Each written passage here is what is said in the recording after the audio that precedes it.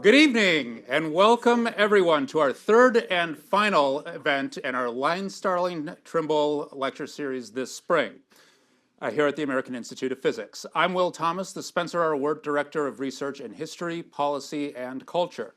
Before we get started, I'd like to very quickly talk about a few exciting things that's going on in our program. Our next two lectures in this series will be taking place in association with the Early Career Conference that we sponsor every couple of years. The next one is going to be in August in Salvador, Brazil, hosted by the Federal University of Bahia. AIP is proud to sponsor the travel of a few dozen students and early career scholars, and at that event that they're going to be able to exchange their work and form the next generation of scholars in our field. Our speakers at the event will be Olival Freire Jr., of the Federal University of Bahia, whose talk is titled Science, Foundations, and Technology, Lessons from the History of the 100 Years of Quantum Mechanics. And our other speaker is Gisela Mateos of the National Autonomous University of Mexico, whose talk is titled Physics on the Move, Technical Assistance for Development in Latin America. Obviously, these will be difficult talks for any of you to attend in person, but as with all of our lectures, they are going to be available on our YouTube channel afterward, which is AIP History. Very easy to remember. The other development is that we're now offering 2 history email newsletters. A weekly edition goes out every Friday and offers an article from the history of the physical sciences or a report of going-ons in the history of physical sciences community. The other, a monthly edition, tells you about everything that is going on here at the AIP History Program and the AIP Niels Bohr Library and Archives. So you can sign up at our website at aip.org/newsletters. Finally, I want to acknowledge the generosity of our many donors, such as Virginia Trimble, who partially endowed this lecture series in honor of her late father, the chemist Line Starling Trimble. If you'd like to help us continue to expand our support for the history of the physical sciences, you can do so at the AIP Foundation website, foundation.aip.org. Now, to introduce our speaker, who we are very excited to have with us, and judging by our in-person audience this evening, you're also very excited as well. It's a great crowd tonight. Peter Galison is the Joseph Pellegrino University Professor at Harvard University. He's the author of several groundbreaking books in the history of science, How Experiments End, Image and Logic, which I will just say is a personal favorite book of mine in the history of the physical sciences, maybe even one of my favorite books in general. If you're not up for reading this particular tome, something a little less literally heavy is Einstein's Clocks and Poincare Maps. It's a real page-turner. He's also the co-author with Lorraine Dassin of Objectivity. He has co-edited other volumes, including Big Science, The Disunity of Science, The Architecture of Science, Picturing Science Producing Art, Scientific Authorship, and Einstein for the 21st Century. As a filmmaker, Peter has made Ultimate Weapon, The H-Bomb Dilemma with Pamela Hogan, and with Rob Moss he has made Secrecy and Containment. His most recent film is Black Holes, The Edge of All We Know.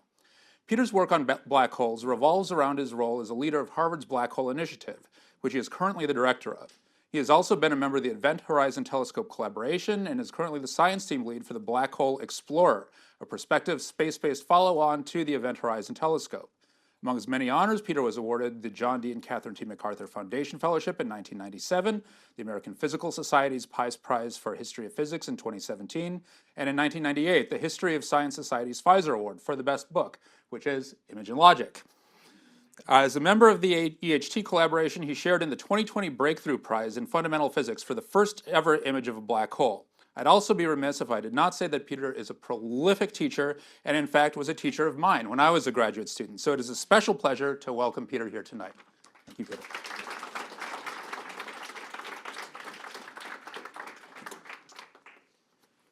Thank you, Will. Thank you all for joining, and those of you who are online.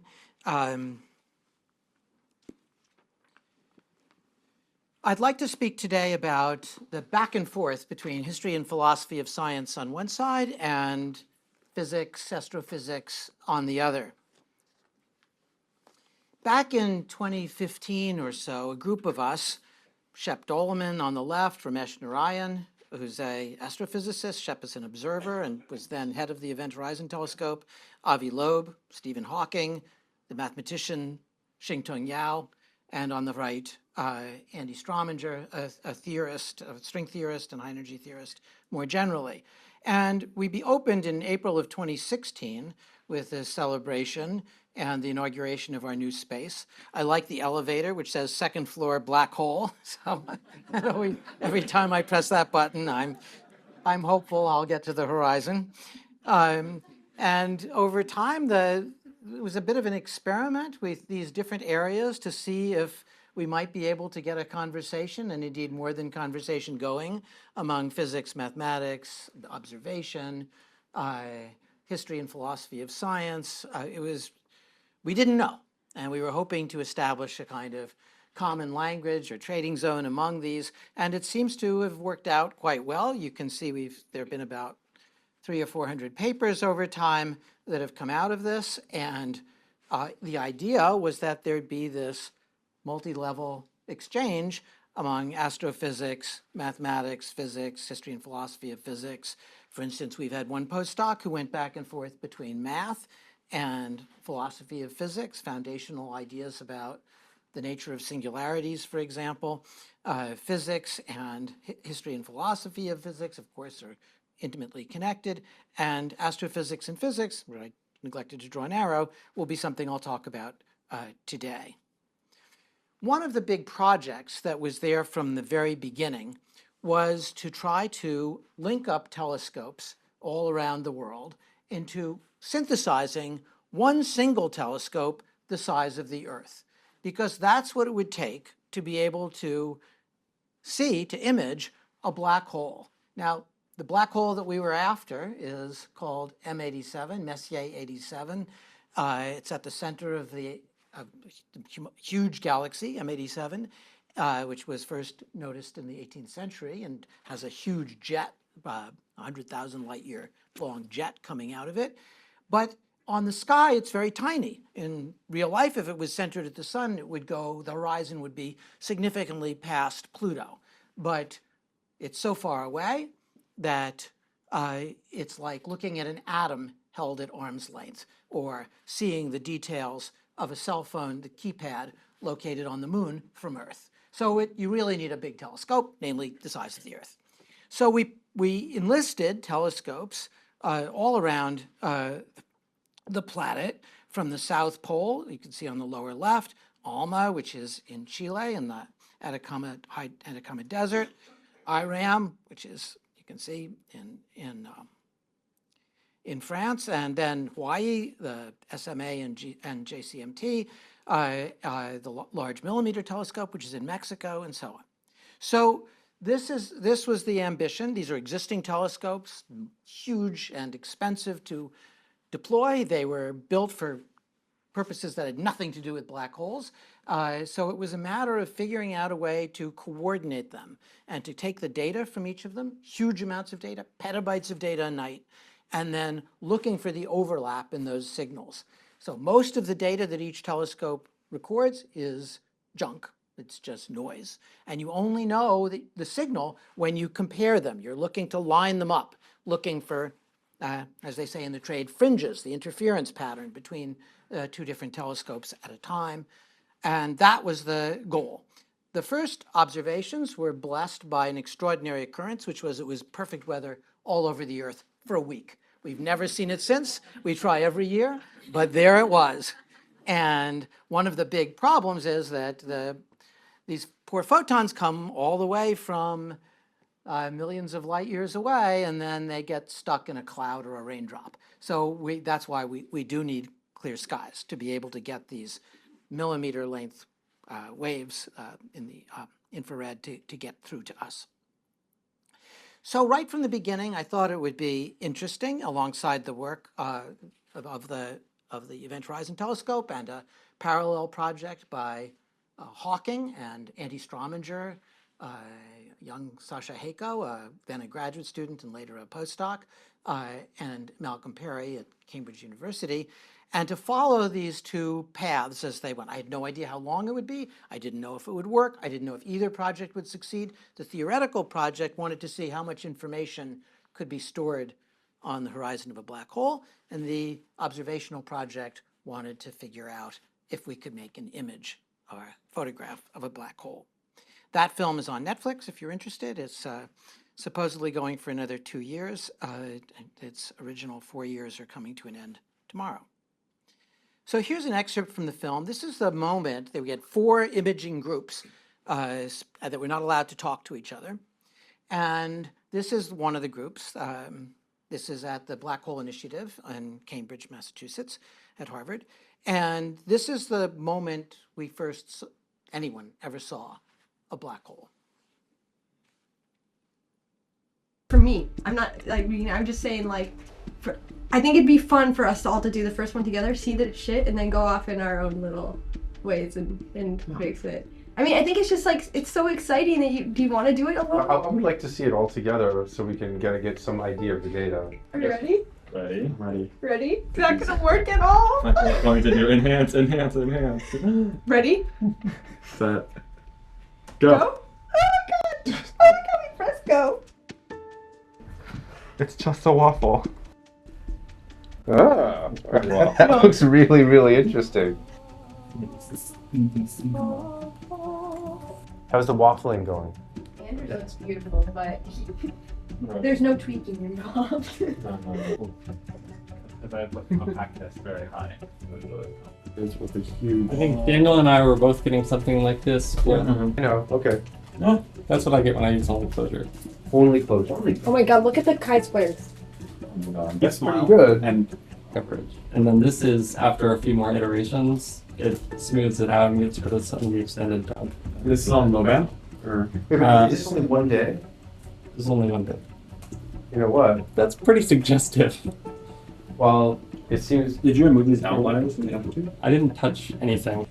that is very cool, guys. That's really, really cool. Which one is that? It's Katie's image. See, it looks different though, because you guys have a bright spot On the low on side. this, more on this side. Okay, seriously. but we're all getting kind of aggressive. Sure, That's we all about the have right it. size. That's So what is the size on that? It's like This 40? is about 40. yeah. Okay, well, that's what you expect if See, look. M87 has 6 billion solar masses. That's a high mass case. You know what this is? This is a scale to weigh black holes. Okay, seriously, if we can get anything that even looks remotely like that on.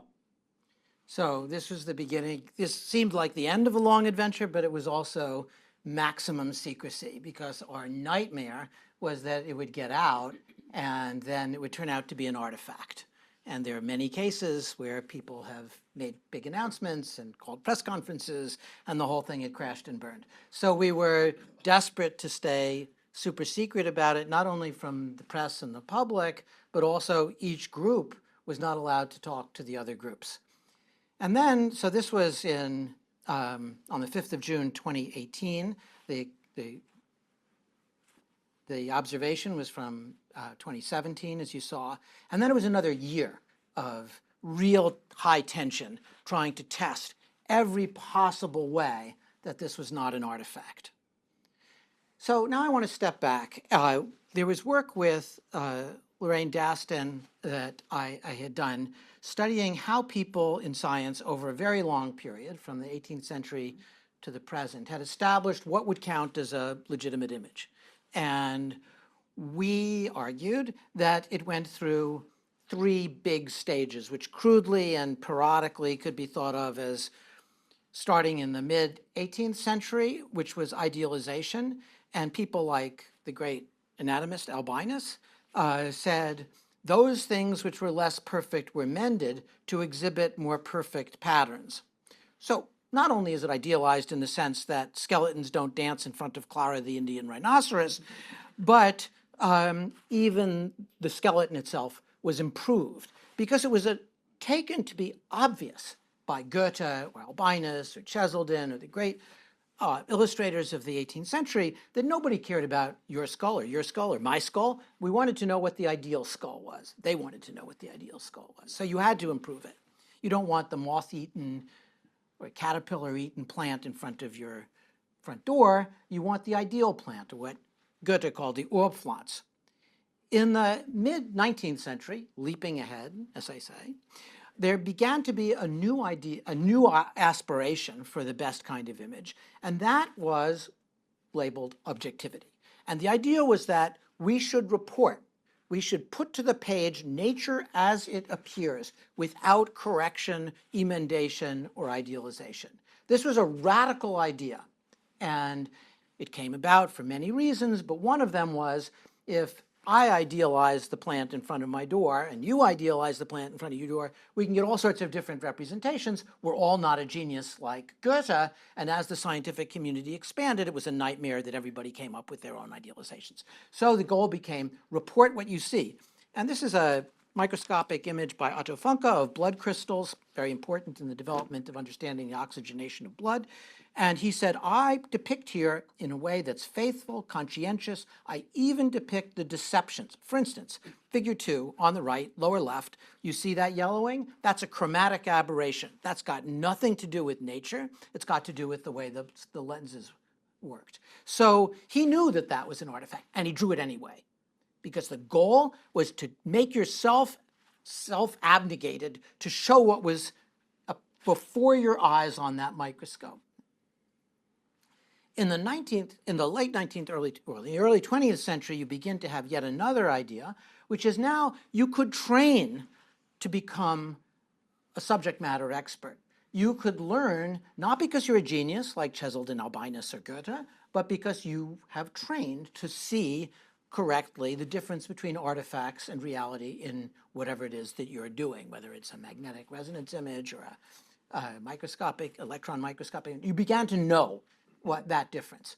But it was a trained judgment. It was not some innate genial characteristic. Here, for example, is an atlas of solar magnetic fields from 1967, where Howard and his colleagues said a certain subjectivity to these charts is necessary, and it was because they knew when their machine was misbehaving.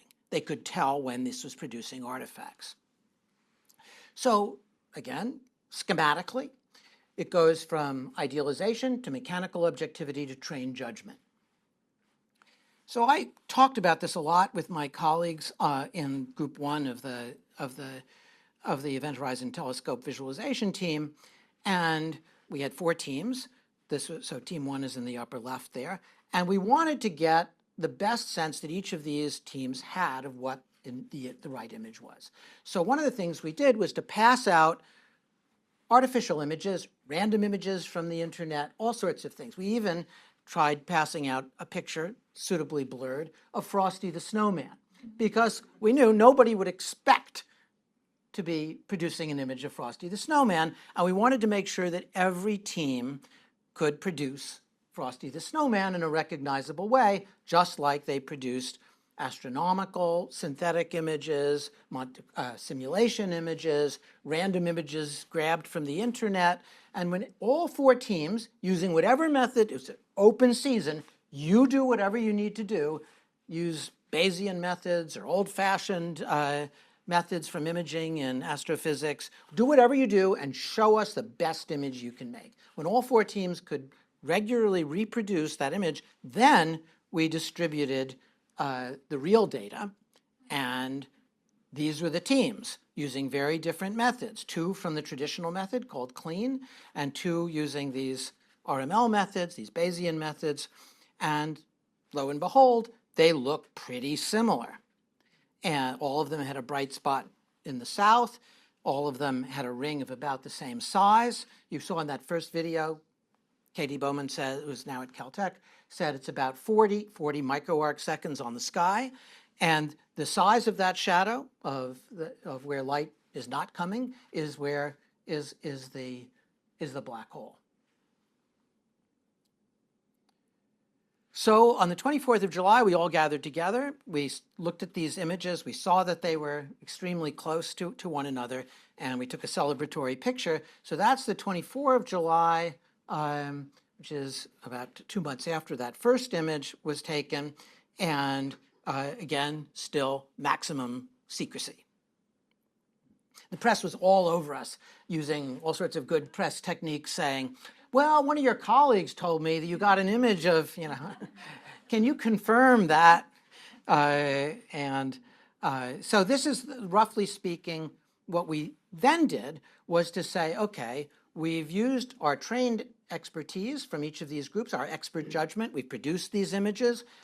But what if we all are subject to the same preconceptions? What if we're all dancing after what our simulations might have told us this should look like? So let's get the computer using sort of machine learning and say, okay, machine, you can set all of these parameters, how condensed the image is, how smooth it is, all sorts of things. There are all sorts of knobs the computer could turn. And we said, computer, take these simulated images, the ones on the left, a ring, a crescent where there's brightness on one sector, a disk, and two blobs. And we said, computer, do your best, produce the best possible methods with, we'll call the settings beta under imaging method there. And when the computer could do that, we said, okay, now, computer, we're going to give you real data.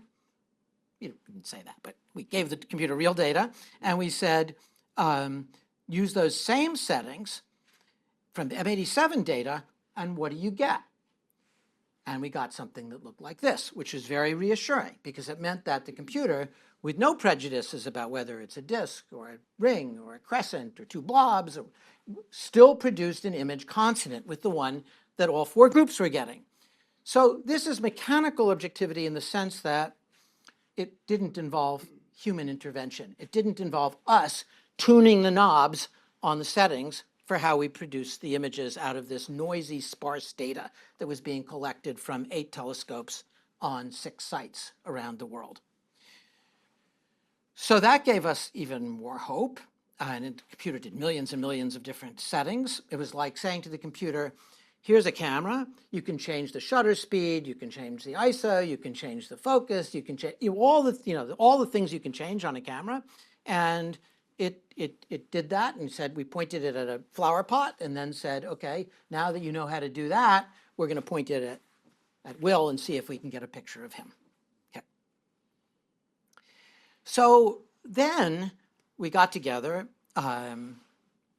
in Holland, and the whole collaboration, which was then, I don't know, about 200 people from all, I mean, some of the people worked on instrumentation and some of the people worked on sorting the data and making sure the telescopes were working. Some of them were observers, sitting at 12 or 13,000 feet in poor oxygen conditions and trying to write down notes on what you're supposed to do because you become actually stupid at 13,000 feet. And so there were people that did all these different things, and we had these 3 different images of one particular day that was the best, when everything was working perfectly. There's an exposure, the image that we had taken on 11 April 2017, and we said, okay, so we have these 3 images. They're alike in some ways, but they're not exactly alike. What are we going to do? And there's a big argument. Some people said we should just publish all 3. Now, in the scientific paper, we did publish many, many different pictures. But when we were going to release this to the press, what are we going to say? Are we going to give one image to Le Monde and another, to Der Spiegel and another to, the New York Times and another to the Washington Post? What are we going to do? So people said, okay, well, we got to have an image. There's got to be an image that we're going to release. So how are we going to get an image? Well, some people said, well, we can't release one of these images because, a nicer version of it'll make the other teams feel really bad. And the teams whose picture got distributed would go around saying, we made the image. Step aside. We made the image. So that didn't go over well. Then we said, well, okay, we'll average them. And some people said, oh, that's good because then everybody can claim credit, the way everybody wants to deny credit on a firing squad. You don't know which person got a blank. This would be, we wouldn't know which particular, I thought that was a terrible epistemic argument, but it was an argument. And then the best argument, I thought, was that by averaging the images, certain artifacts would go away, because if they only occurred in one image, then when you average it with things that don't have that feature, like if you look on the smiley image on the right, I don't know, it's awfully bright, but in the upper, like at 10 o'clock or 11 o'clock, coming out of that image, there's a kind of, looks like a flare or something. And is that real, or is that an artifact? Well, if you average it with the other ones, it's goes away, whereas the bright smile in the south was in all of them, so that would be emphasized. So I thought that was pretty good argument to say this is a conservative approach. What it's actually doing is emphasizing the things that are in common and de-emphasizing the things that are idiosyncratic. But not everybody agreed. People said, look, there's no particular data that corresponds to the average image. So we're publishing an image of something that there's no antecedent for. There's no referent. It's not indexically tied to one particular image. Oh, well, averaging is such a mechanical procedure. How could you worry about that? So this argument went on for hours and hours and got pretty excited. But eventually we did produce a single averaged image, and that's the image that was then released on April 10th, 2019, and was seen by 4 billion people in the coming days. So in a way, history played backwards from what we did, but it's the same sequence. History went from the idealized to the mechanically objective to trained expertise. Those are the images that I showed you earlier from the book Objectivity. What we did is we started with trained expertise, then we said we're worried about our training. What about using mechanical objectivity, something that's procedural algorithmic, or at least machine learning algorithmic, and then to the consensus image, which was a form of idealization after all. So this was the image, and it was on the cover of every publication all over the world. It was in ads. The Dunkin' Donuts sent us a box of donuts. There was another place in Central Square in Cambridge that sold donut holes that they just called black holes. And there's often a debate about whether this is a photograph or not. Well, canonically, I showed this to my colleagues and friends at the Museum of Modern Art in New York, and they said, we have to have this for the permanent collection at MoMA. So it's in the photographic collection at MoMA. So I guess that makes it a photograph. There's a longer argument about that we can come back to later. Okay, so over time, the different projects of the Black Hole Initiative began to gain steam and to exchange ideas. And by the time we were proposing for this fourth cycle, so we've now been in operation, this is our ending of our 9th year, we had 4 big projects. There's the idea of putting telescopes where we really need them, as opposed to where somebody thought it would be a good idea to put a telescope in 1965. And that's called the Next Generation Event Horizon Telescope. Shep Doleman's in charge of that. It's a growing big group. Part of that includes history and philosophy of science. There's another group, so building smaller telescopes, not these billion-dollar behemoths, but relatively small, transportable, you can put them on a truck. And then holography, which is a central piece of modern theoretical physics, comes out of string theory, but is applied to many other domains now, that says that what goes on inside a volume is mappable with entire continuity to what happens on the surface. So what's going on the surface of a black hole tells you, which is describable with quantum theory, is conformal in a deep sense to the gravity world of inside a black hole.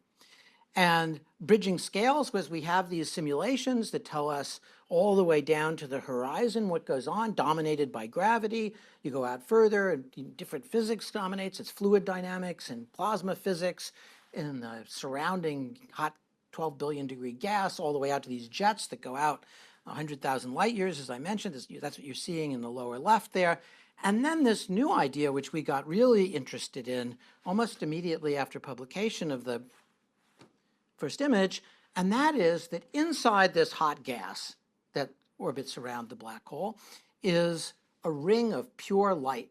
There's you remember from Einstein, November 1919, Eddington and his friends and colleagues showed that starlight was bent a little bit as it went around the sun, and so it looked like the stars were farther away than you knew them to be when they. But this gravity around a or the curvature of space-time around a black hole is so strong that light can actually get whipped around and go into orbit. Now, in general relativity, light defines straight lines. It defines, technically, the geodesics that determine what the shortest length is. So the geometry of space-time is given to you if you know where light goes. So looking at this ring of light around the black hole would tell you all about the space-time near the horizon of a black hole. The horizon of a black hole marks, in a deep and technical sense, an edge of the universe. Anything that happens inside of the black hole cannot influence anything ever that happens on the outside. It is cut off from us forever.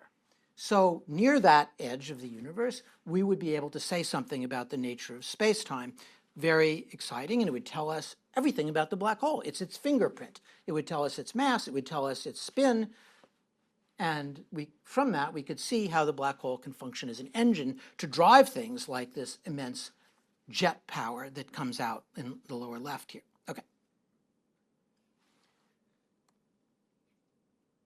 Now, this is where it gets a little dicey. Okay, so the projects were connected in all sorts of ways. Holography, that I mentioned a moment ago, is deeply connected to this new project, the Black Hole Explorer, which is aims to find the photon ring.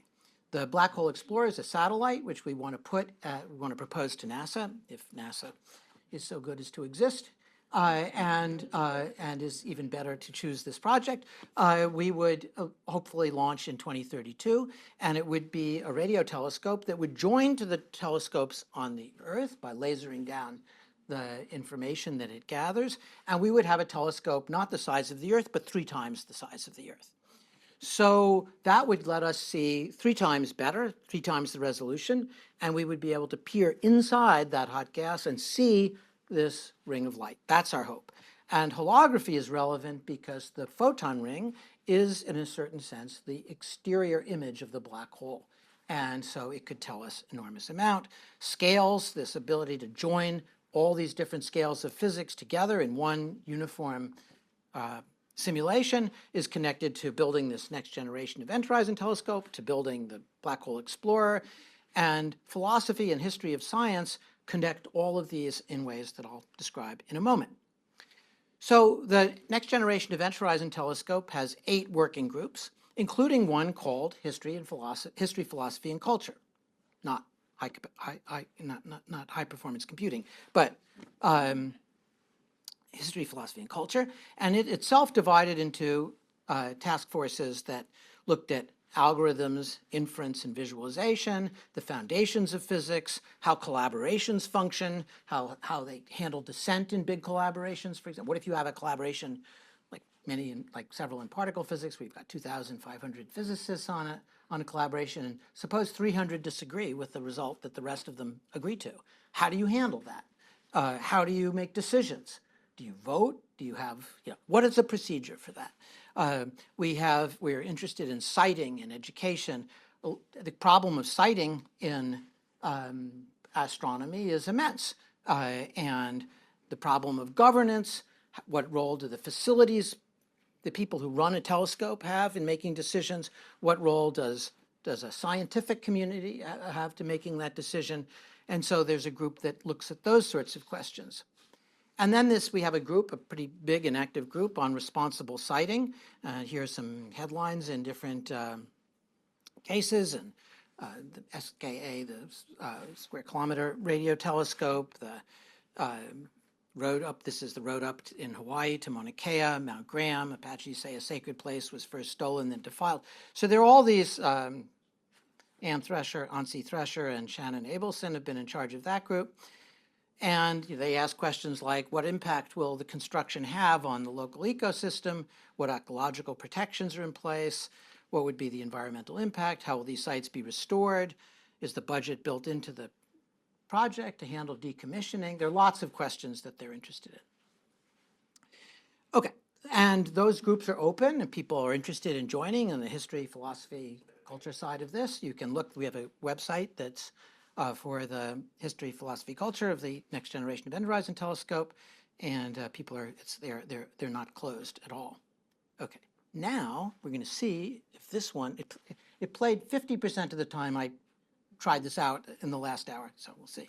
This is a film I made about Chandrasekhar's fateful encounter with Sir Arthur Eddington between 1930 and 1935. When I was young in India, I had a driving ambition to accomplish in science.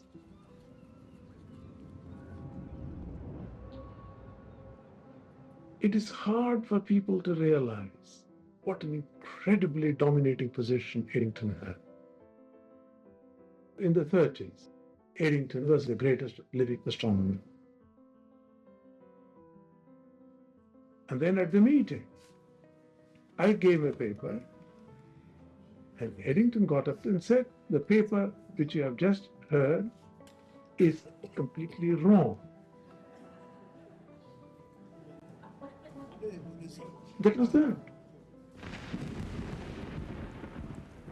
I do not know what my future would have been, except to say it would have been very, very different.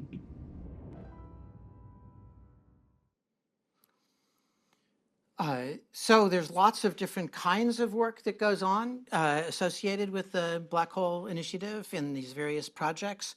The one that's taking up most of a group of us time these days is this Black Hole Explorer.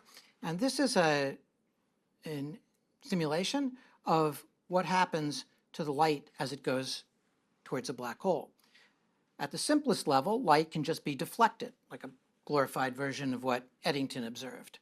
And it would make a pattern like the one that we saw in 2019. Or it could make a big part of a turn around the black hole. And here you see light that's actually been U-turned around the black hole, and it forms a ring, much sharper, bright, thin ring. Or it could go around an entire time and then come to us. That's called the n=2 ring. And in that case, we get an even sharper ring, dimmer, but incredibly sharp. And taken together, light can do all of these things and produces this universal pattern around the black hole, and it's that we want to see. The Black Hole Explorer functions, as I mentioned, by being at about 20,000 kilometers up, and it was produced this ring, which I showed you. You can see the difference between a ground-only observation and a ground in space, how much better the resolution is. And one of the things that has to happen to make this possible is to laser down this information. So we have to transmit at 100 gigabits per second, and it's one of the challenges of this mission, but one that has been demonstrated from low Earth orbit, so we're confident we can do it. Now, the photon ring speaks to two different problem sets or two different audiences. On the one side, there's physics, and where it's telling us something about the nature of space-time itself. And on the other side, the spinning black hole gives us the engine that drives these jets, and astronomers desperately want to know about that process because it shapes where stars can form. It has all sorts of big effects. It's one of the most dramatic features of the sky is that you see these jets, which are pretty common and at all scales, from little black holes, like the kind that stellar mass black holes, to millions or billions of times bigger than a solar mass. So you might think of it historically this way, that the electron, which only has a few things that you can say about it, you can talk about its charge and its mass, or its spin. And the mass and charge relationship was established by Schuster, Thomson, and Millikan starting in the 1890s, and spin was discovered several decades later by Stern and Gerlach and by Goudsmit and Uhlenbeck, and then formalized with the matrices that you know and love by Wolfgang Pauli. And in a sense, we already have the mass equivalent of that for black holes. The Nobel Prize was given to Ghez and Genzel for looking at stars that are whipped around the supermassive black hole at the center of the Milky Way.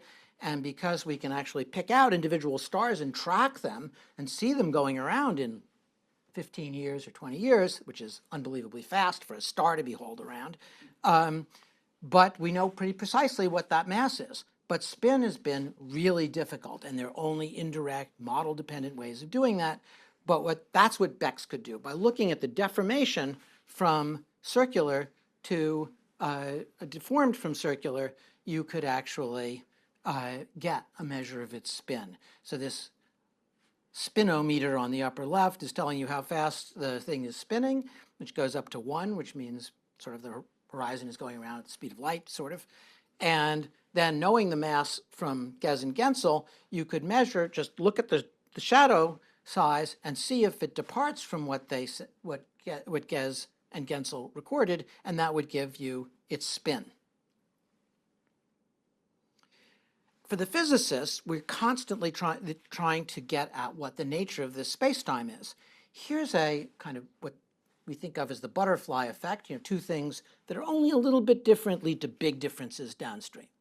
So here are 3 photons, all starting out almost exactly in the same orbit, but the blue one doesn't have quite enough energy to stay in orbit. It doesn't have a trajectory that's going to keep it in orbit. The red is critical, it's just enough to stay in orbit, and the green one is supercritical, and it's going to end up zooming out to infinity, and some of those are what we would capture, because they would come to us. So very small differences lead to dramatic different consequences. An even more dramatic effect is that even small departures from a perfect solution to the Einstein equation, called the Kerr equation, would lead to chaos near the horizon of a black hole. And you would have these weird, chaotic, self-similar solutions, and space and time would be distorted. And this is chaos not in a liquid or in the weather, but chaos of space-time itself. So those are the kind of things that interest on that side, on the physics side.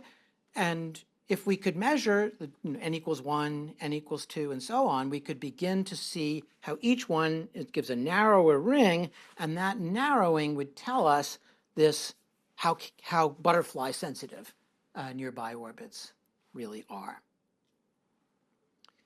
So thinking about this, right after the 2019 unveiling of the picture of the black hole, came 2 things. There was COVID that came along a couple of months later. And then, unrelated to COVID, I got incredibly sick. And while I was recovering from that, I made a film called Dream of a Shadow. Here's a little piece of it, but it's a kind of a meditative riff on the nature of the photon ring and black holes. Okay, I'm just going to interpretively dance the rest of this. There's this chaos of producing these self-similar forms in the space-time around the black hole. And so the hope is that, okay, that's the chaos.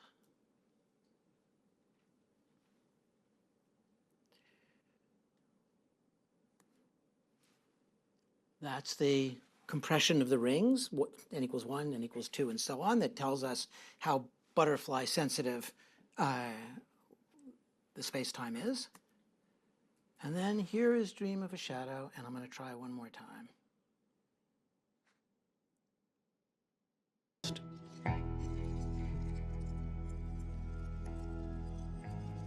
Light from all over the universe could get trapped, forever circling the black hole shadow. Each successive light ring, a snapshot, taken one orbit earlier. They were like movie frames of a universal history, running backward to the black hole's beginning.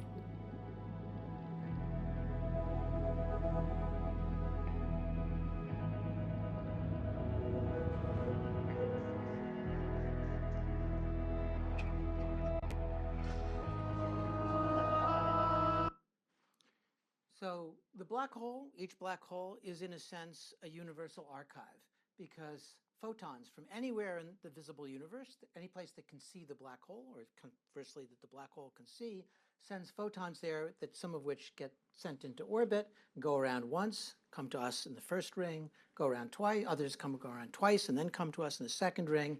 And since they spend each one more orbit, each orbit is, say, a week to go around, M87, then it's like having movie frames of the visible universe 1 week at 1 week intervals. It's a frame rate of 1 per week.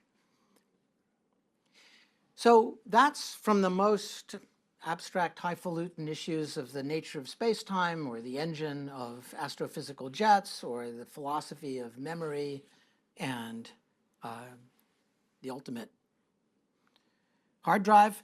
There's the actual practicalities of designing a mission that we could submit to NASA, which has just been delayed by a year, so it would be due a year in June, a year from now. And you have to make these traceability matrices and track the instruments. We have instrument teams for each of the different parts of it, the laser team and the receiver team and the antenna team, working with Lockheed Martin as our main spacecraft designer. There's specifications. NASA doesn't want you to improvise poetically. They have a view about what kind of verbs you should use. Intent-based verbs are precluded: study, investigate, perform, survey, search. No. They want results, determine, map, and so on. And you need to establish the technical readiness level of each component of it. And they run from a sketch on the side of a napkin to prototypes of a breadboard or a brass board or something that can be actually put into a machine and heated up and shaken. And that translates in one parody by one of my colleagues at the Center for Astrophysics. TRL-1 is, what if there were unicorns? TRL-2, we have drawn a unicorn. Technical readiness level 3, we have a simulation. We have a CAD-CAM design. TRL level 4, we have placed a horn on a horse in our lab. TRL-5, we took the horse outside. TRL-6, now we're calling the horse a unicorn. TRL-7, we're pretty sure the unicorn might survive if we launch it into space. TRL-8, oh my God, it survived. TRL-9, our reference design incorporates high heritage space unicorns. So here's a little film. I apologize, I'm in this one, but it's about kind of a trailer for this mission. And here's just a brief glimpse of that.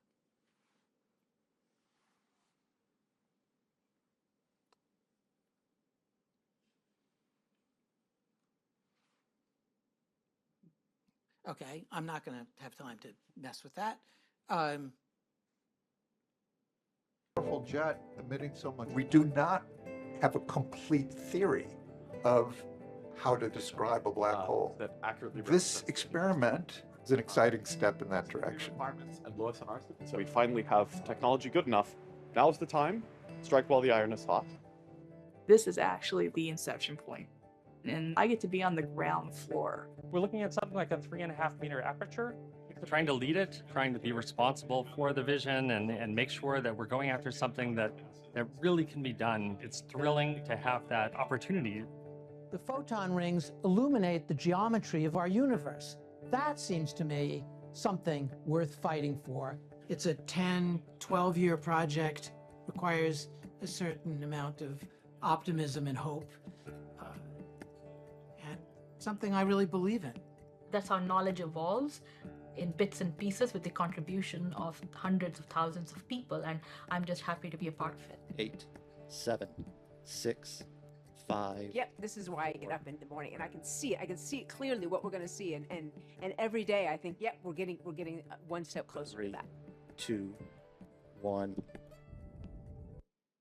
And what we hope to see is something like this, where the movie, all the things that are moving are just hot gas, billion-degree gas. The thing that's static is the photon ring. So in a sense, the movie is an epistemological object. The movie is distinguishing what's real and what, from our perspective, is artifact. We don't want to mistake a tendril of gas for a piece of a photon ring. We want to know that it's the photon ring. And if we can make a movie of it, we can see that static part holding still on the sky. So in a sense, representation, the sort of the history and philosophy, the theory of images, all connects to a fundamental goal for the next stage of our kind of black hole physics. Thank you.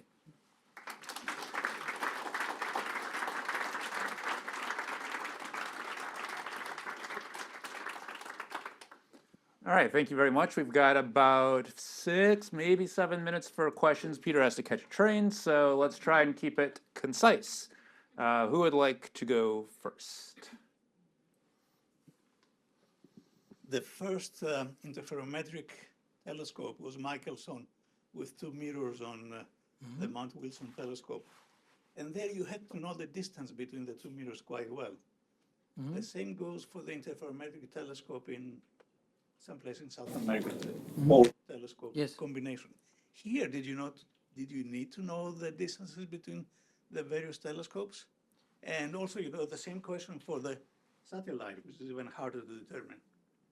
So we did get approximate distances by using GPS, but that's not wavelength accurate.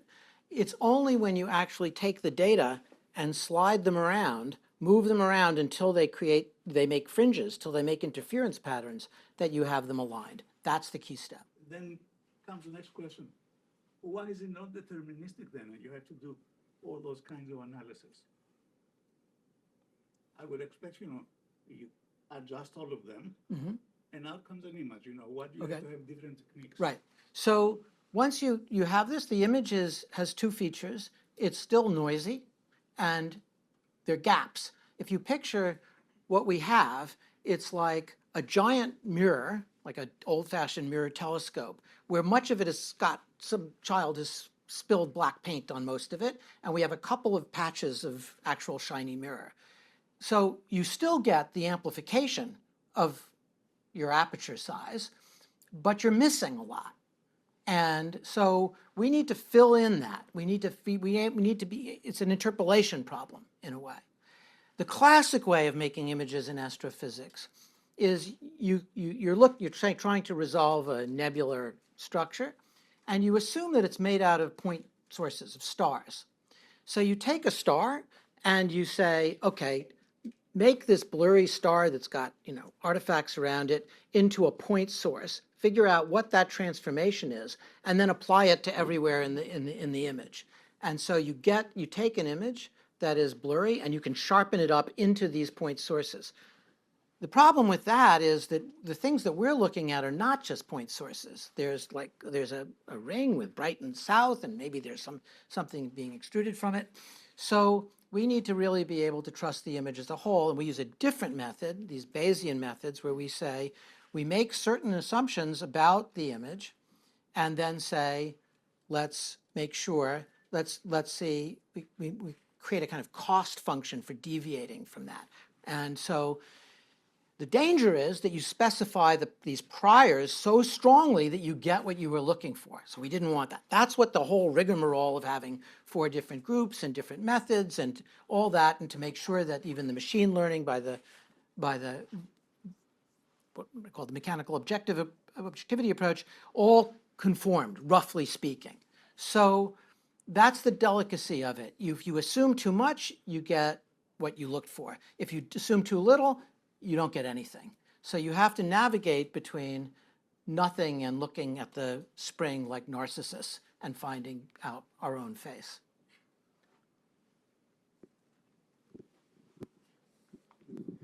To what extent would the set of circles that you'd be looking for reveal the spin or the mass or the charge of the black hole? Is there certain shapes that can come out besides circles, in other words? So charge we have no chance of, because the charges tend to equilibrate in space. So maybe some distant future, we'll think of some good way to measure charge. But the spin, the mass is more or less straightforward. It's the size of the shadow, grosso modo. And the spin is that slide I showed with the meter that was going from 0 to 1, and the shape distended from circular. The ratio of the long, undistorted length to the one that's contracted will tell you about the amount of spin that you have. So it doesn't assume that you're making a particular model about the hot gas and the X-rays that they emit, which is the standard way of doing it, but it's hard. And so we need to make this very precise measure. That's why we couldn't do that. We tried with the first image of a black hole, but it's so blurry that it's a 2 or 5% change from circularity. It's not accurate enough to do that. You just can't. But with a photon ring, you could. Okay, we'll do one more. I can talk. I'm loud. No, we'll do the microphone so it picks up on. Okay. So with respect to the next generation Event Horizon Telescope, the goal of that is to maximize the baseline distance, right? With The goal of that is to fill, so if you imagine a plane where each telescope could be represented as a dot on this plane, the Earth turns, which changes the effective distance between, the sort of geometrical projection onto the plane of the orthogonal to the black hole. And so the whole thing is rotating, so you have these points, and then they're making little arcs. Now there's still a lot of blank space there that's not filled in. So we want to choose telescope locations that are high enough, that are dry enough, that are located to separations to the other telescopes, so they effectively fill in what astronomers call the UV plane. And so, we know we're missing certain characteristics. We have very long distances on the Earth, like between Chile or the South Pole and some other place. We have very short distances. It's the middle distances which are often missing. And so it's not just that we can't put telescopes everywhere on the Earth, though that would be nice. So we just choose ones that give us a good distribution of the separation between telescopes. And we've run computer program after computer program to choose those, corrected for altitude, dryness, and accessibility, all the other things that go into it. And then there are all these questions of where you're allowed to put a telescope and all the ethical or responsible siting that needs to be done for it. Okay, so is the goal of the NGEHT to constrain like the n=0 case then? Yeah, it's in the n=0. It gives you better dynamic range, the ratio of brightest to darkest. Okay. It helps you with lots of things. It'll help sharpen up the image enough to make better movies of the hot gas, and teach us things about the launching of jets. It'll help us in lots of ways, and it'll make it even better to make an image when we have the Black Hole Explorer up there, because it'll have lots of baselines to all these different places. Okay, great. Thank you so much. Okay, I'll just make a couple of concluding remarks.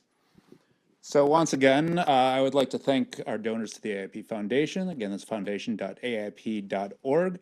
I would encourage you to sign up for our monthly and even our weekly newsletters at aip.org/newsletters. And finally, I would like you all to thank Peter Galison once again very much. It's been a wonderful evening. Thank you.